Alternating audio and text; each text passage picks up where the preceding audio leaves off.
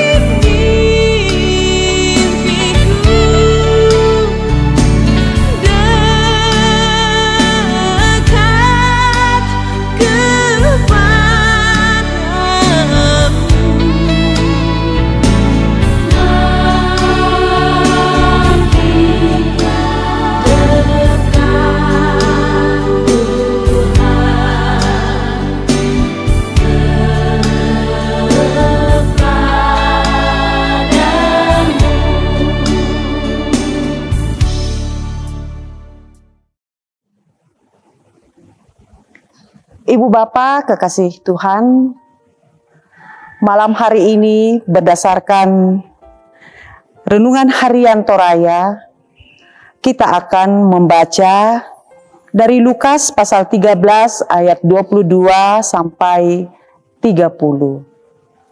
Dan sebelum kita membacanya, mari kita satukan hati kita untuk memohon pertolongan kepada Roh Kudus, sehingga kita dilayakkan untuk membaca firman-Nya. Kita berdoa. Ya Tuhan, pemilik kehidupan kami bersyukur karena Engkau terus-menerus memanggil kami untuk masuk ke dalam persekutuan-Mu. Terima kasih untuk setiap hati yang boleh datang kepadamu. Kami percaya Engkau akan memberikan kami anugerah-Mu melalui pengampunan-Mu. Engkau akan melayakkan kami untuk menerima firman-Mu pada malam hari ini. Kami percaya ya Roh Kudus, Engkau akan memberikan kami hikmat untuk memahami dan juga dapat menjadikan firman-Mu ini sebagai pedoman di dalam kehidupan kami sehari-hari. Inilah doa kami, di dalam nama anak-Mu Yesus Kristus, itulah Tuhan dan Juru Selamat kami. Kami datang kepadamu ya Bapa di surga. Amin. Pembacaan kita dari Lukas pasal 13, ayat 22 sampai ayatnya yang ke-30. Firman Tuhan, siapa yang diselamatkan? Kemudian Yesus berjalan berkeliling dari kota ke kota dan dari desa ke desa sambil mengajar dan meneruskan perjalanannya ke Yerusalem. Dan ada seorang yang berkata kepadanya, "Tuhan, sedikit sajakah orang yang diselamatkan?" Jawab Yesus kepada orang-orang di situ, "Berjuanglah untuk masuk melalui pintu yang sesak itu. Sebab aku berkata kepadamu, banyak orang akan berusaha untuk masuk, tetapi tidak akan dapat.